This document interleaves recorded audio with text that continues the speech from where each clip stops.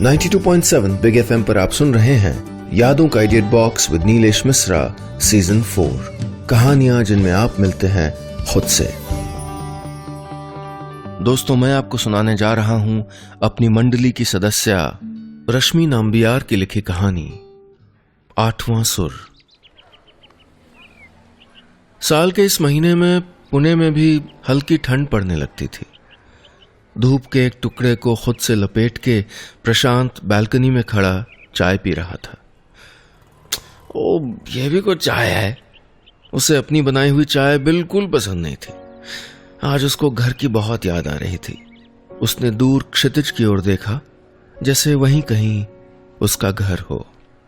अभी तक चाय ही चल रही है। प्रशांत ने चौंक के देखा तो बगल वाली बालकनी में नैना ताई खड़ी थी। प्रशांत ने बुझे मन से कहा, हाँ, आप आ गई म्यूजिक क्लास से? कैसी रही क्लास? नैना ताई बालकनी की रेलिंग पे कपड़े सुखाते हुए बोली, अच्छी थी। वहां तुम जैसे शैतान पड़ोसी जो नहीं है। प्रशांत झेंप गया। क्या नैना ताई, आप फिर से यहीं शुरू कीजिए ना क्लासेस। नैना ताई ये सुन के हंसने लगी। और तुम फिर से भगा देना मेरे स्टूडेंट्स को? हाँ? ना रे बाबा। अच्छा सुनो, सुबह का नाश्ता तो नहीं किया होगा ना? आ जाओ, मैंने पूरन पोली बनाई है। प्रशांत ने ठंडी हो गई चाय की एक और चुस्की ली और सोचने लगा, काश वो अतीत की किताब से कुछ पन्ने फाड़ के फेंक सकता। प्रशांत 6 महीने पहले जब पुणे ट्रांसफर होके आया था तो नैना ताई उसके लिए एक परेशान करने वाली पड़ोसन भर थी। वो हर शनिवार और रविवार की सुबह 7 से 9 बजे बच्चों को संगीत सिखाती और हफ्ते भर के थके हारे प्रशांत की नींद में सारे गामा की कोरस खलल डाल जाती। एक दिन प्रशांत ने लिफ्ट के पास खड़े होके नैना ताई के स्टूडेंट्स को ये कह के भगा दिया था कि आज उनकी टीचर बाहर गई हैं, और फिर खुद सारा दिन वो खर्राटे भर के सोया था। उस दिन के बाद नैना ताई ने म्यूजिक क्लास अपने एक स्टूडेंट के घर पे रख लिया था। फिर एक दिन प्रशांत का बीमार होके अपनी ही लिफ्ट के सामने बेहोश हो जाना और ताई का उसको वहां से उठा के अपने घर ले आना दोनों पड़ोसियों को करीब कर गया। कुछ रिश्ते हमें विरासत में मिलते हैं, कुछ हम खुद चुनते हैं और कुछ रिश्ते आगे बढ़ के हमें चुन लेते हैं। ताई और प्रशांत को दोस्ती ने आगे बढ़ के चुना था। दोनों के बीच शायद 20 साल का फासला था, पर उनकी दोस्ती में ये कहीं दिखता नहीं था। लेकिन हमेशा हंसते रहने वाली ताई को प्रशांत जब भी गौर से देखता तो उनकी आंखों के किनारे उदासी की लकीरें उसको साफ दिखाई दे जाती। वो जानता था कि इन लकीरों में कोई तो कहानी छुपी हुई थी। 92.7 बिग एफएम पर आप सुन रहे हैं यादों का idiot box with Nilesh Mishra season 4। कहानियां जिनमें आप मिलते हैं खुद से। दोस्तों, मैं आपको सुना रहा हूं अपनी मंडली की सदस्या रश्मि नाम्बियार की लिखी कहानी 8वां सुर। इस कहानी में अब तक आपने सुना, एक दूसरे से परेशान होने और परेशान करने के बावजूद दोस्ती के रिश्ते ने प्रशांत और उम्र में उससे बहुत बड़ी नैना ताई को चुन लिया था। दोनों एक दूसरे के अकेलेपन के साथी बन गए थे, लेकिन हमेशा हंसती रहने वाली ताई की आंखों के किनारे प्रशांत को उदासी की लकीरें भी दिखती थीं। अब आगे। 15 मिनट बाद प्रशांत ताई के घर पे था।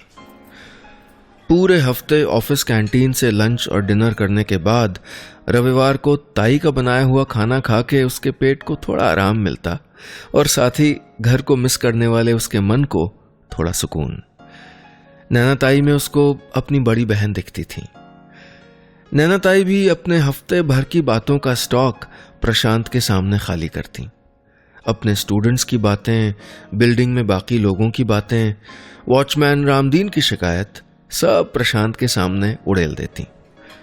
ताई, वो आपने कहा था ना आपके पास सुभाष भेंडे की किताब स्मित कथा है?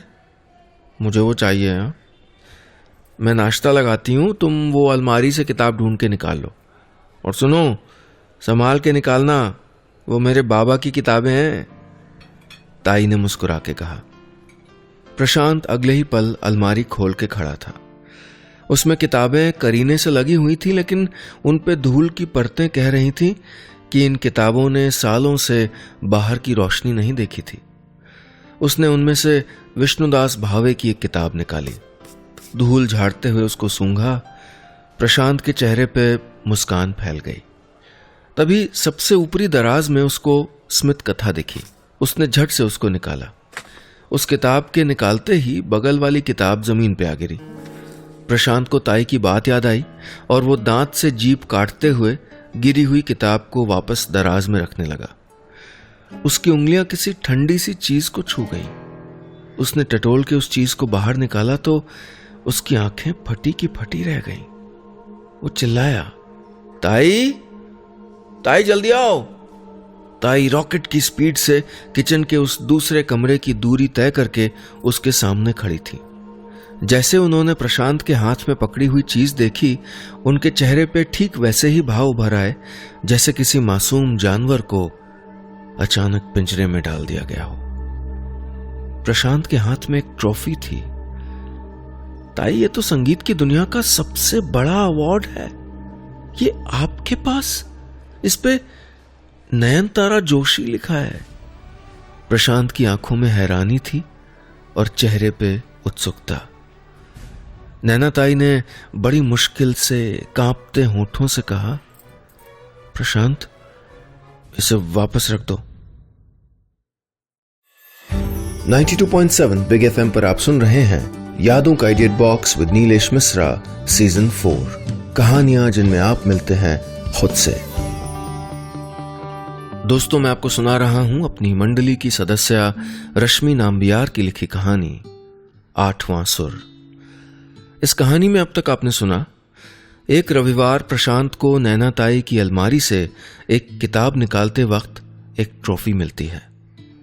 नैना ताई उसकी पड़ोसन है जिनको वो बड़ी बहन के रूप में देखता है।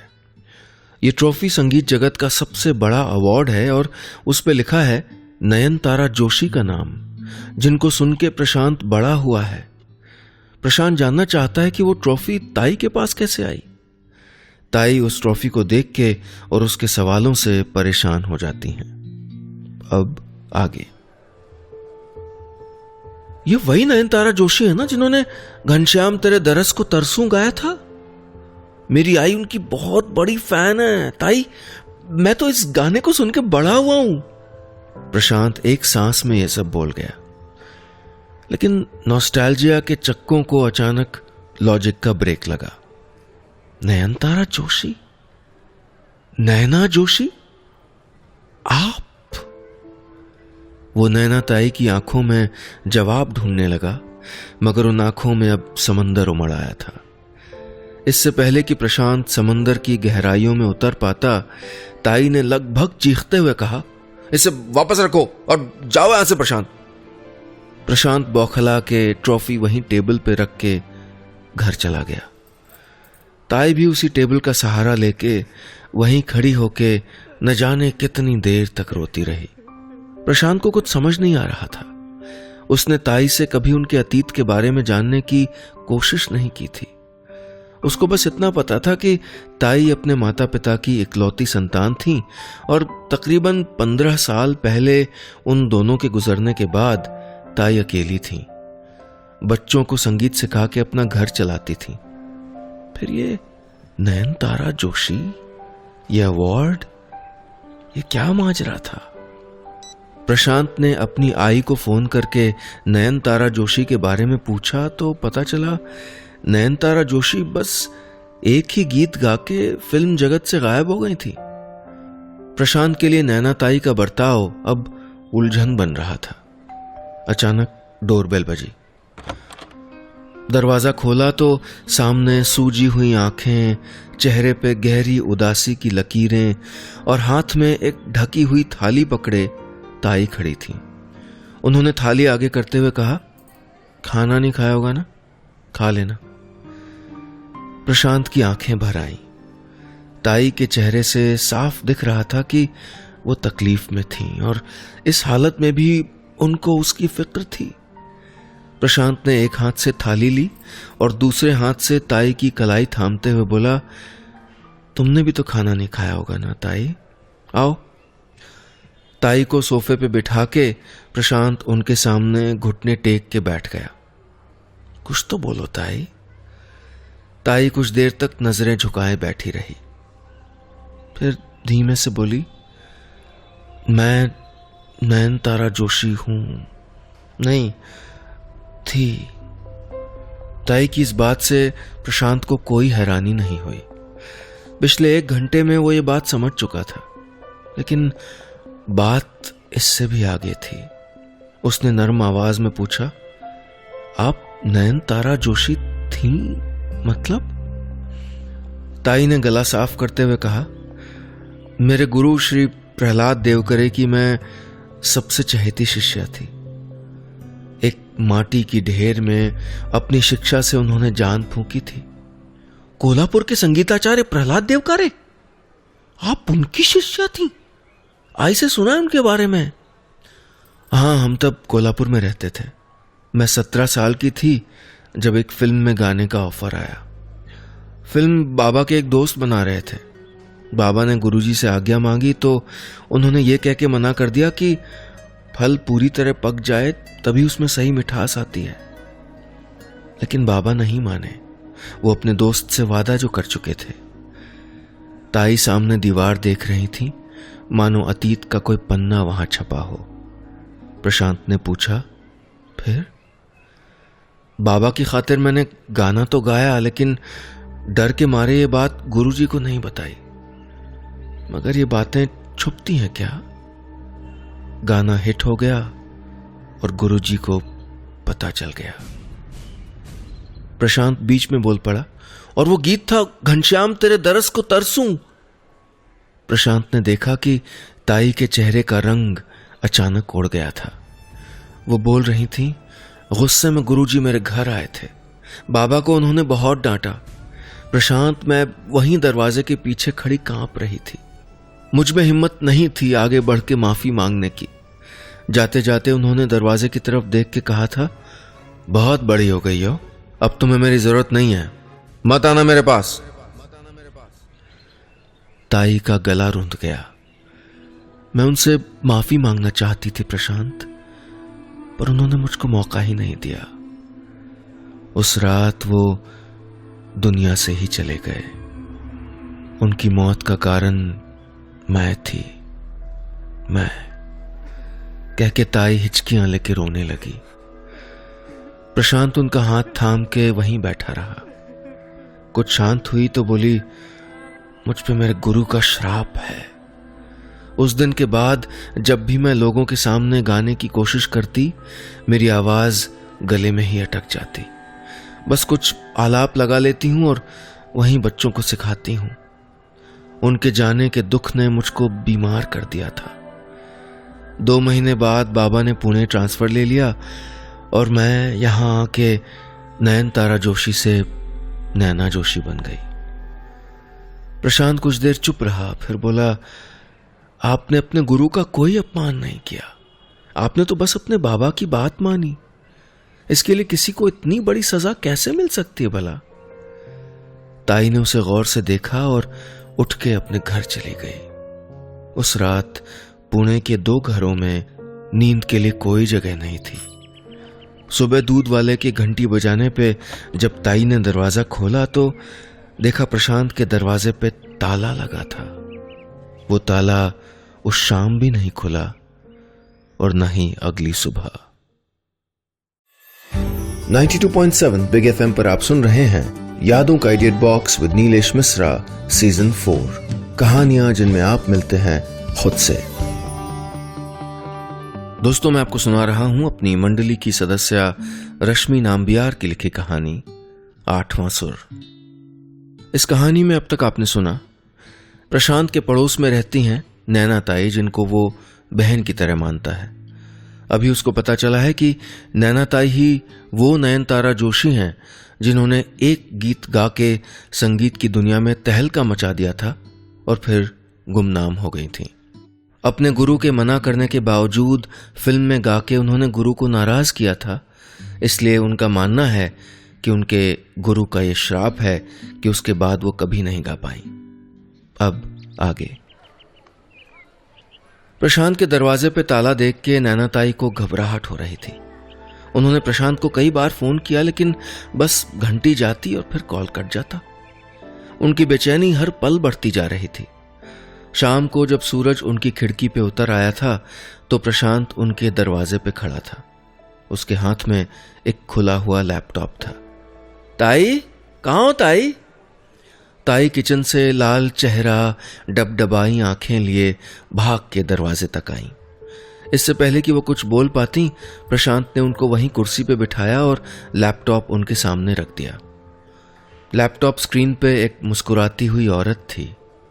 सफेद बाल और चेहरे पे उभरती झुर्रियां उनकी उम्र बयां कर रही थी। नयनतारा, पहचाना मुझे? मैं लक्ष्मी। नैना ताई को कुछ समझ नहीं आ रहा था। यह अनजान चेहरा, लक्ष्मी? कौन लक्ष्मी? पहचाना नहीं क्या? वीडियो कॉल में लक्ष्मी कह रही थी। मैं तुम्हारे गुरु की बेटी, उधर से आवाज आई। नैना ताई ने गौर से देखा। अचानक अनजान चेहरे की लकीरों में पहचान उभरने लगी। कैसा है तू? ताई ने कांपती आवाज में पूछा। मैं ठीक हूं, कह के लक्ष्मी ताई चुप हो गई। नैना ताई भी चुप थी। चुप्पी तोड़ते हुए लक्ष्मी ताई बोली, तुम्हारा सबसे नया गाना कौन सा है रे? नैना ताई ने नजरें नीची करते हुए कहा, मैं नहीं गाती ताई। क्यों? क्योंकि तुम्हारे गुरु का श्राप है तुम पे। तुम भी कमाल करती हो नयनतारा। बाबा क्या तुमको श्राप देते? कह के लक्ष्मी ताई ने लंबी सांस ली। नैना ताई ने चौंक के कहा, नहीं वो क्या? ये लड़का प्रशांत बाबा के परिवार को ढूंढता हुआ कोल्हापुर आया। इसने मुझे सारी बातें बताई। क्या तुम सचमुच नहीं जानती थी नयनतारा कि बाबा तुमको अपनी परछाई मानते थे? अपना हुनर देखते थे तुम में। गुस्से में तो थे बाबा उस दिन, पर बोले थे हमारी परछाई हमसे कभी अलग नहीं होगी। उनके मन में था कि तुम अगले दिन आके उनसे माफी मांग लोगी। और ये हमारी और तुम्हारी बदकिस्मती है कि वो अगला दिन आया ही नहीं। बाबा की मौत एक हादसा थी नयनतारा, तुम उसकी जिम्मेदार नहीं हो। और हां, उन्होंने उसी दिन तुम्हें माफ कर दिया था। मैं उसकी गवाह हूं। नैना ताई सिसक सिसक के रो रही थी। लक्ष्मी ताई उनको रोता हुआ देख के प्रशांत की ओर देखते हुए बोली, नयनतारा को संभालो। ताई ने अपने कमरे में जाके दरवाजा बंद कर दिया। कोल्हापुर में 2 दिनों की आपाधापी से थका हुआ प्रशांत भी अपने घर चला गया। वो जानता था कि नैना ताई से नयनतारा जोशी को उभार लाने के लिए उसका सफर बस अभी शुरू हुआ ही था। 92.7 बिग एफएम पर आप सुन रहे हैं यादों का idea box with Nilesh Mishra season 4, कहानियां जिनमें आप मिलते हैं खुद से। दोस्तों, मैं आपको सुना रहा हूं अपनी मंडली की सदस्य रश्मि नाम्बियार की लिखी कहानी 8वां सुर। इस कहानी में अब तक आपने सुना, प्रशांत कोल्हापुर जाके नैना ताई के गुरु की बेटी को ढूंढ निकालता है। उनसे नैना ताई की वीडियो चैट पे बातें करवाता है, जिससे पता चलता है कि उनके गुरु उनको कितना मानते थे और उन्होंने नैना ताई को उसी दिन माफ कर दिया था। लेकिन नैना ताई का यह बरसों से मानना रहा है कि उनके गुरु की मृत्यु उन्हीं के कारण हुई, क्योंकि उन्होंने अपने गुरु की इच्छा के विरुद्ध जाके फिल्म में गाना गा दिया था। अब आगे। करीब 1 महीना गुजर गया, लेकिन उस शाम की बात न तो ताई ने कभी प्रशांत से की, न ही प्रशांत ने ताई से। दोनों पहले की तरह ही चाय पीते, संडे का खाना साथ खाते, लोगों की बातें करते। पर वक्त के साथ कुछ बदल रहा था। एक बदलाव था जो प्रशांत ने ताई के चेहरे पर देखा था। उनकी आंखों के किनारे उदासी की लकीरें थोड़ी हल्की पड़ गई थीं। एक दिन तो उन्होंने कोल्हापुर की खूब सारी बातें की प्रशांत से। एक रविवार खाना बनाते वक्त प्रशांत ने ताई को किचन में घनश्याम तेरे दरस को तरसूं गुनगुनाते सुना। उसे समझ में आ रहा था कि लक्ष्मी ताई के शब्द नैना ताई और नयनतारा जोशी के बीच एक पतली पगडंडी बन के बिछ गए थे। प्रशांत को नैना ताई में नयनतारा जोशी की झलक अब कभी कभी दिख भी जाती थी। एक सुबह नैना ताई को अपने दरवाजे के पास जमीन पे एक लिफाफा पड़ा मिला। खोल के देखा तो उसमें एक चिट्ठी थी। ताई, अतीत का छोर पकड़ के वर्तमान में चलना वक्त की तौहीन होती है। मैं जानता हूं आपके लिए गाना मुश्किल है, लेकिन आपको एक कोशिश करनी होगी, अपने लिए, अपने गुरु के लिए, अपने बाबा के लिए। मैंने अपने एक दोस्त के स्टूडियो में आपकी वॉइस टेस्टिंग के लिए 4 बजे का समय लिया है। नहीं जानता कि आप वहां आएंगी या नहीं, लेकिन फिर भी मैं आपका इंतजार करूंगा। 201 मंगलम रोड, सनातन हाउस। आपका प्रशांत। नैना ताई उस खत को कुछ देर तक घूरती रही, फिर उन्होंने उस कागज के 4 टुकड़े करके उन्हें वहीं फेंक दिया। 5 बज गए थे। प्रशांत अपने दोस्त के स्टूडियो की लॉबी में इंतजार कर रहा था। घड़ी की सुई जैसे जैसे आगे बढ़ रही थी, उसको यकीन होने लगा था कि नैना ताई नहीं आएंगी। 5 बजते ही नैना ताई मंगलम हाउस के सामने खड़ी थी। अपने लिए नहीं, अपने गुरु के लिए नहीं, ना ही अपने पिता के लिए, बस अपने दोस्त प्रशांत के लिए, जिसने उनको पिछले कुछ दिनों में एक नया सुर सिखाया था, 8वां सुर, दोस्ती का। गार्ड को एक कागज दिखा के उन्होंने पता पूछा। गार्ड ने पता बताया और कागज को देखते हुए बोला, किसी ने बड़ी सफाई से जोड़ा 4 टुकड़ों को। गार्ड कहां जानता था, सिर्फ कागज के टुकड़े नहीं जोड़े गए थे, बल्कि नैना जोशी और नयनतारा जोशी जुड़ गए थे हमेशा के लिए। बस इतनी सी थी ये कहानी। 92.7 बिग एफएम पर आप सुन रहे हैं यादों का edit box with Nilesh Mishra season 4। कहानियां जिनमें आप मिलते हैं खुद से।